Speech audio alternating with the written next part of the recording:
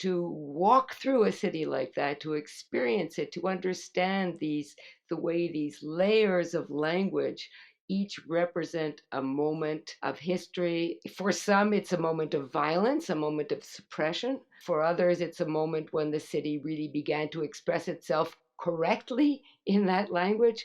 But you can't not feel the weight of history. In this episode of the Fourth Space podcast, we sit down with Sherry Simon and Johanne Sloan. Sherry Simon is professor of translation studies in Les Études Françaises and has been at Concordia University since 1983. In 2020, she was named a Distinguished University Research Professor, an honor which celebrates one's research career and recognizes the impact of their work. Sherry's work investigates cities and the intersections of language, translation, and memory. Johanne Sloan is professor of art history at Concordia University, and in her own work investigates urban art and visual culture, landscape and aesthetics, and Canadian art since the 1960s. We've invited these two Montrealers, neighbors, and colleagues to enter into conversation. Well, congratulations, Sherry, on being named a Distinguished University Research Professor. So, this is an opportunity to hear a bit about your remarkable research trajectory that has taken you from translating particular texts to regarding cities themselves as translational zones, to use one of your expressions. And it's also a trajectory that has expanded beyond Montreal and Concordia, bringing you to study a range of cities and putting you in conversation with scholars around the world. So I'd like to begin by asking you about cities. One of your books is titled Cities in Translation, and many other writings address what is evidently an important focus for you. So, can you talk about how and why cities became so central to your work? You know, my work really stems from my own personal experience of living in a city, living in this neighborhood of Mile End. And I feel so privileged to have lived in, to have had this city be a source of inspiration to me. I grew up in a city that was very divided, and that gave me consciousness of the power of language and its ability to shape your perception of the city. I think Montreal is really so, I want to say unique, but I know there are other cities where language plays a similar role, but here it's really exceptional. That we feel ourselves surrounded by languages that we're familiar and comfortable with, and also languages that we don't feel so familiar with. And the tensions across languages are also something that are so important here. So I really feel that my research began in this city as my experience as a child, as my experience teaching. At Concordia, I was in a French department, an Anglophone in a French department. In my neighborhood, I was an Anglophone in a French neighborhood. Bringing up my children in two languages, it's all been very organic in really the very best way. And then I began to wonder if Montreal was unique. Was it really so special? And that led me to look at other cities that I've become familiar with over the years, and which have their own interesting and um, unique. They're special points of tension. They're not the same. What I learned is that the points of tension and the way they're articulated across languages are different, um, but um, but elicit a similar feeling in the individual. The kind of a um, uh, both an attraction to another language and the sense that that language you are somehow excluded from it. You just use the term points of tension, and you've also in your writing used the expression fields of translational forces, and this is a very powerful image. So could you say a bit more about that? So I mean, there are points of tension, but what do you have in mind here? How do languages sort of become force fields in the way that you've suggested? So there's a whole category of cities that I encountered in Eastern Europe that are translated cities, where cities that have lived through periods of history, each one of them being marked by a language regime. So you have a city like um, Chernovitz in modern day Ukraine, but was once part of the Austro-Hungarian Empire, where German was the most important language. Then it's taken over by Romania after the First World War. Then it's briefly occupied by the Russians. Then it goes on to become a Ukrainian city. Well, to walk through a city like that, to experience it, to understand the way these layers of language each represent a moment of history. So for some, it's a moment of violence, a moment of suppression. For others, it's a moment when the city really began to express itself correctly in that language. But you can't not feel the weight of history in those languages as you walk through the streets and as you see small traces. In Eastern Europe, there's an expression, ghost signs, and they're traces of old languages that reappear under the cracked paint, or as a facade becomes dilapidated, and you see another language kind of peek out from under it.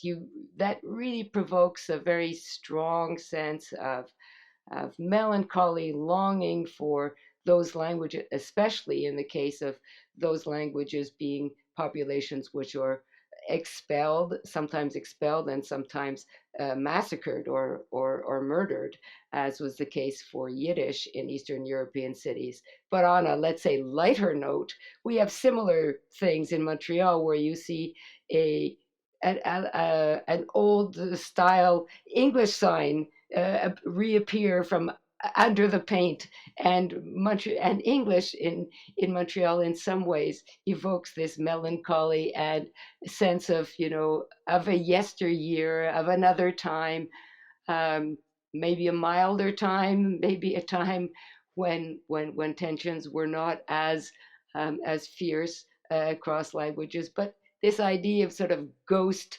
appearances of languages is one that I've always found very compelling. So here you're referring to what happens in cities, and insofar as um, language gets mobilized as part of power struggles and social contestation and conflict. And I guess this model seems to complicate the more idealized view of a cosmopolitan city, one that is peacefully inhabited by urban citizens who might come from many different places. So I'm curious what you think about that. Is the concept of cosmopolitanism still a useful one? I always, of course, I love that word, because cosmopolitan also has this idea of kind of urbanity, and cosmopolitan was always, unless you're talking about rootless cosmopolitans, and then you were talking, that was that was an insult to Trotskyists by Stalinists, who called them rootless cosmopolitans. But I think we moderns admire rootless cosmopolitans, and we like the idea of the cosmopolitan city. What I found so interesting when uh, in historically, is that there's a period right after the First World War where so many cosmopolitan cities become national cities. So take an example like Alexandria in Egypt, which is because of certain writers, because of the writer Cavafy, because of we have an ideal of this kind of urbane cosmopolitanism, and um, uh, with the fall of empires after the First World War, with the fall of the Ottoman Empire, with the fall of the Habsburg Empire, many cosmopolitan cities were converted into national cities. And this had so much impact on language. This was very You can think of, Constantinople becomes Istanbul, becomes a Turkish city. What had been before had been a very cosmopolitan city. Salonika, which is on the other side of the ocean, just a kitty corner from Istanbul, becomes Thessaloniki, becomes a Greek city, which it had never been. It had been very much a cosmopolitan imperial city. So when you situate this idea of cosmopolitanism, on the historical, in a chronological sense, you see that the cosmopolitan cities were a kind of an ideal, but they were very linked to, in this specific case, they were linked to these empires and to imperial languages. German, for instance, which had such an German we think of as a kind of a, German as the language of the country called Germany, but German was a cosmopolitan language. It was a really important language all across Eastern Europe for centuries. And then after the Second World War, especially, it got sort of uh, pushed back into Germany itself. So cosmopolitanism is an ideal, but the ideal is colored by sort of whose cosmopolitan language, under which auspices, under which, and in opposition to what kind of national tendencies. So, one of my favorite cities, Trieste, was a very cosmopolitan city, full of languages, but it was always animated by, it was part of the Austro-Hungarian Empire, but always had this underlying tension of the Italian cultural basin of which it was geographically a part, wanting to impose itself. So that was a productive tension for a long time until after the First World War, it became Italian throughout the German influences, throughout uh, the Slovenian and um, Croat languages, because it wanted to become an Italian city. So these forces, I think, are always in tension. And we can see the same thing in Montreal, sort of what is, the federative language, English as the language of a certain kind of larger federation of cultural forces, as opposed to French, which for a long time was struggling to be a national language, in contrast to, and at and these configurations are always changing. Amazing. So, one of the things that does make cities fascinating objects of study is that they're dynamic cultural entities. They're constantly changing and being reinvented. But how we as scholars register those changes can be a methodological challenge. So recently, you've embarked on what might be called micro urban studies. Your 2019 book has the great title Translation Sites, a Field Guide. So, can you talk a little bit about this emphasis on kind of specific sites? So here you're not talking about cities, the identity of cities per se, but really kind of focusing much more precisely on site. So how does that work in methodological terms for you? In fact, it was very much more of the same, in even though I was sort of, I had the idea of focusing on sites.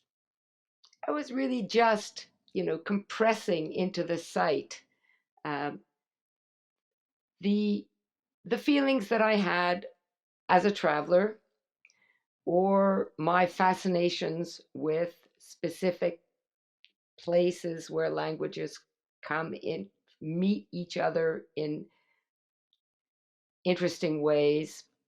For instance, Toledo, the city of Toledo in Spain, which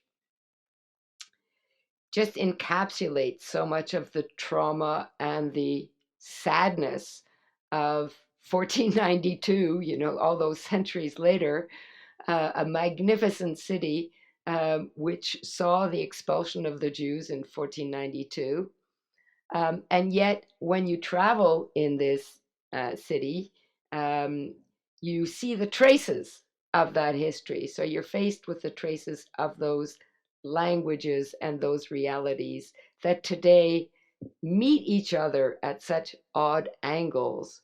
So you'll be um, in a synagogue which has been transformed into a church and hear the languages of tourists bringing back the history of that has been expelled from Spain those centuries ago, and understand that those tensions are still alive, that the tragic history of Spain, which was suppressed for such a long time, is still active in those sites. So language as clues or leading you to those kinds of very affecting.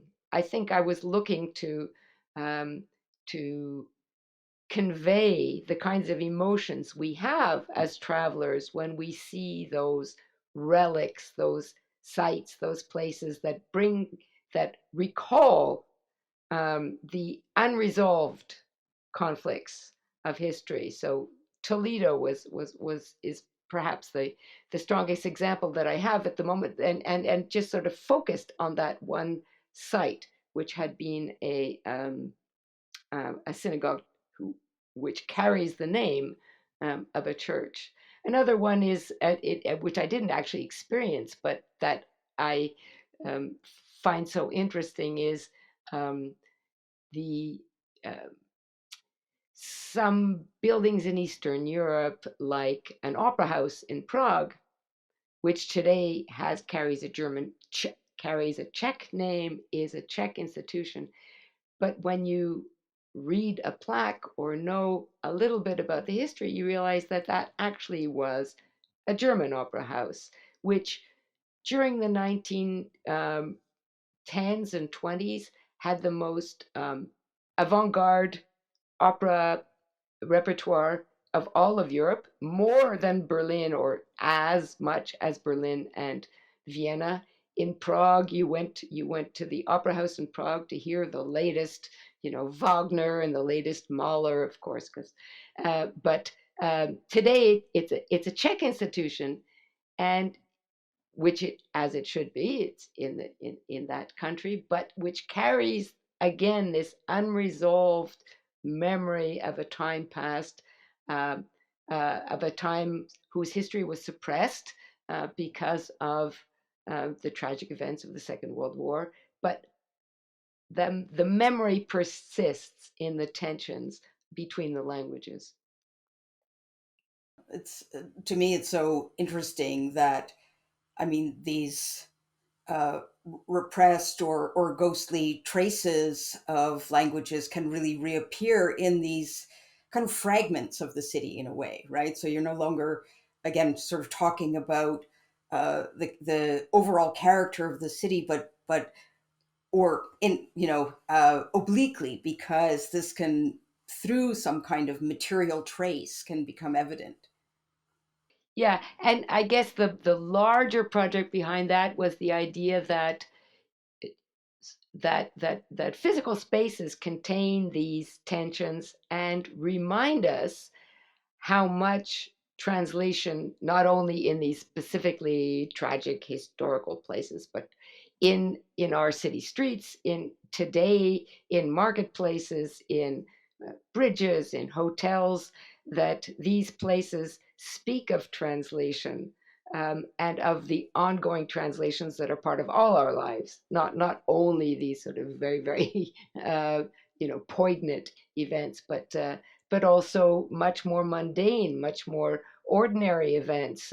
And markets, of course, are such, uh, evocative sites of languages. You hear the language of markets, and each market in each city will have its own character, and how in a way how spaces are productive of certain kinds of language relations as well. They don't just simply reflect. They're not just places that contain languages, but they produce certain kinds of interactions, like as restaurants do, as markets, or as this city streets, when you're talking about demonstrations, or moments where a street becomes a focus of revolt, which echoes around the world, as was the case of Tahrir Square in Cairo. And it, it, a scholar named Mona Baker has written about the kinds of ways in which translation was absolutely essential to that event as a political event, because it was not only local, but it was from the start a process of translation to talk to to involve the entire world in what was happening there. That has been kind of an amazing set of questions and issues that you've shared with us today. So thank you so much, Sherry. Well, I'd like to say just once. I'd like to say thank you for your wonderful questions, very thoughtful, and I really enjoyed the way you engage with these issues. And of course, I enjoy. I think we share this interest in buildings and the history that buildings bring about. And your work in art history was is really fascinating to me. But the other thing I also wanted to just mention is, I wanted very much to mention, is how important Concordia has been to me, and how grateful I am to Concordia for having given me this career, given me the possibilities to work in a French department in an English speaking university, to have another wonky fit, and a very productive one. And I've enjoyed really all the years that I've spent at Concordia. So I wanted to say thank you. And thank you to all of you.